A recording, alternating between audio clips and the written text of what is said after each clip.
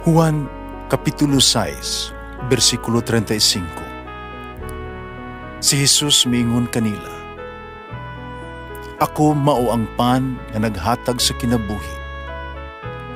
Ang muari kanako dili nagayod gutomon, ug ang mutuo kanako dili nagayod uhawon." Pan sa kinabuhi.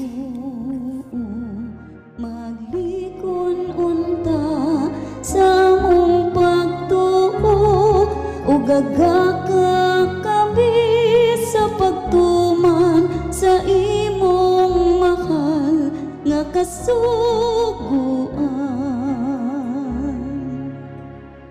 Ginoo man na kaninyo. Santos ng Ebanghelyo sumala ni San Mateo. Miadto kay Jesus sa mga tinun-an ni Juan nga magbubunyag. Nangutana, nganuman nga kami nga mga Fariseo masubsob nga magpuasa. Apan wala magpuasa ang imong mga tinun-an. Si Jesus mitubag, nagunahuna ang bagay di ay kamo nga magsubo ang mga dinapit sa kumbira sa kasal samtang ang pamanhunon uban pa kanila, dili gayod. Apan moabot ang panahon nga pamanhunon kuhaon gikan kanila o magpuasa na unya sila. Walay magtapak og bag-ong panapton sa daang biste.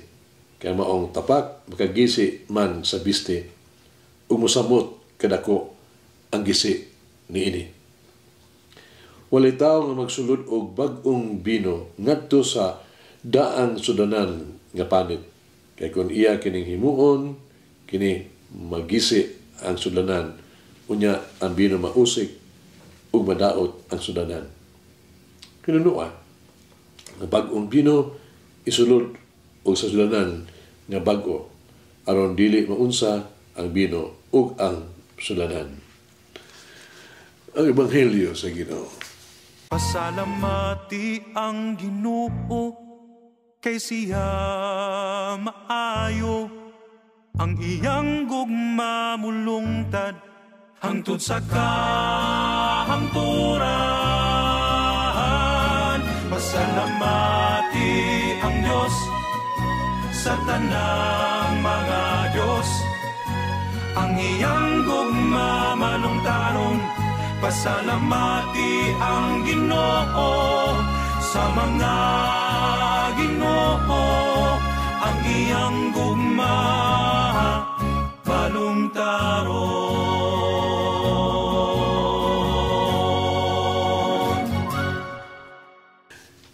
Si Jesus mo ato ang tumong sa kinabuhi. Siya ang tinuod atong paglaom. Uban ni Jesus na ang atong kalipay. Ang iyang presensya maghatag ka natong kalinaw. Uban kaniya, mabuhaga ang daghan tanang grasya sa to ang kinabuhi. Wala tayo kabalakan. Kay, walay pagpuasa diya sa gugma. Lunlun lamang kalipay at tumatagang taman. Uban sa itong Ginoo. Ablihan nato ang ato ang mga kasing-kasing alang kang Jesus. Aron kita makatilaw sa bagong bino ba? Sa gugma. Dito diya sa pagbago sa tuas ang kinabuhi. Ang Ginoo, malipayong mapuyo sa usa ka mapabsanon o mahigugmaon nga kasing-kasing. Kay sugilanon, bahin sa usa ka maalamong kay magtatambag sa hari. Siya usab makiangayon ug buotan sa iyang paghukom.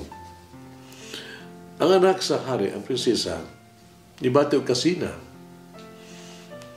Kini tungod kay ang iyang amahan, mas maminaw man sa ning tawhana, ning matatambag kay kaniya. Gusto niya nga pakaulaman ang kini siya, tubangan siyang amahan. Busa siya, may biay-biay, ganangutana kaniya, "Sultihi ako, nganong ang Diyos sa iyang kadako nga kaalam, nagbutang man sa tanang mga salabutan diha kanimo, usa ka yano ordinaryo kaayong tao." Sa pagtubag, siya sa nangutana kaniya sa prinsesa, "Diin tiguma sa imuhang amahan ang iya mga maing bino." Prinsesa mitubag, Sa tadyaw lang, kabinuhat gikan sa yuta. Ang matatambag, mingon, nganong sa tadyaw lang, nga binuhat mo lang sa yuta.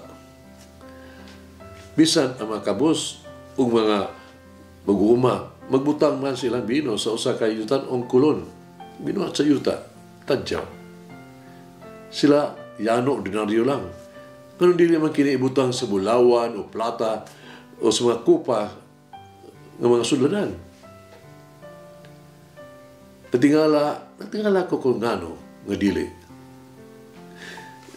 Nibiyaan niya ang prinsesa. Ang prinsesa ni adto dayon, no, sa ilang bodega sa bino. Gisugo niya dayon ang mga pangulo dito nga piniyalan sa pagbukbo sa tanang bino gikan sa tadyaw, no, ngadto sa mga sulanan nga bulawan ug plata. So madugay ang hari na organisar usa ka bangkete sa palasyo. Gidapit niya ang mga inilang mga sakop sa gingharian. Nagbando siya sa pag-alaga na sa labing maayong bino. Sa dihang ilan ang giinom ang bino, kini aslom o wala gilami. Ang hari na suko o daulawan. Kapatawag niya, ang mga iyang piniyalan o ipangutana kung unsay hinungdan nga ang bino nga gihatag na ingon man ni ini nga way lami. Ibutyag sa mga pangulo sa piniyalan. Ang iyang anak nga babae, nagsugo kaniya nga ibutang ang bino gikan sa yutan ong kulon ngadto sa sudlanan nga bulawan ug plata. Ikasab-an sa publiko ang prinsesa. Unya, siya midali ngadto sa matatambag miingon kaniya. Biyay mo ako nga buang, no? Ikaw naglimbong ka na ako.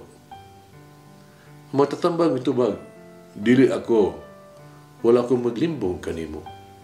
Ituluan ko ikaw lang, usa ka leksyon. Karon, nabaluan mo na kung ngano ang Diyos magbutang og kaalam ngadto sa yano o ordinaryo nga binuhat. Ang kaalam sama sa bino, labing maayo nga tibigan sa ubos nga mga sulanan sa mga pabsanon. Hagid na ito mga igsoon. Tingino, pulong pa sa Diyos ang magpa-ubos, ipataas. Magpataas ka, ipaubos. Mag-apo kita. Higugmaon o pinanggaon nga Ginoong Hesus. Napasalamat ko kanimo sa tanang maayong mga butang nga ako ang nadawat bikan kanimo. Salamat ako nimo. Kang tanan maayong tao nga imong ipadala sa akong kinabuhi. Ingon ako nga magpasalamat kanimo.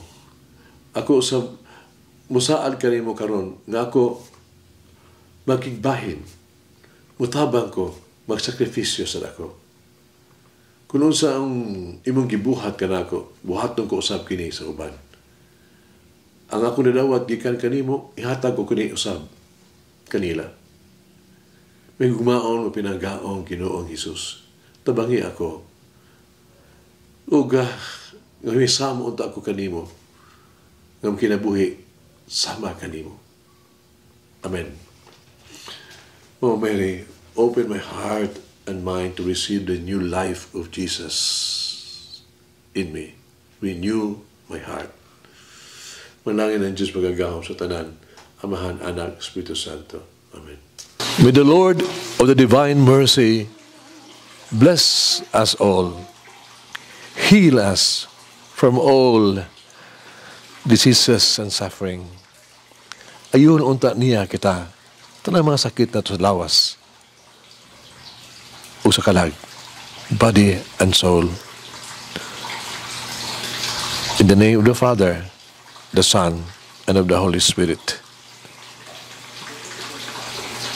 Jesus, I trust in you. Amen. Whoever eats the bread of life will never hunger, says the Lord. Kay galaan inyong nabati ang pagpaambit ug hamubong pamalandong sa pulong sa Dios pinaagi sa tulumanon. Pan sa kinabuhi nga gidumala ni Monsignor Daddy Silva. Hangtod na usab sa sunod higayon, daghang salamat. the bread of life.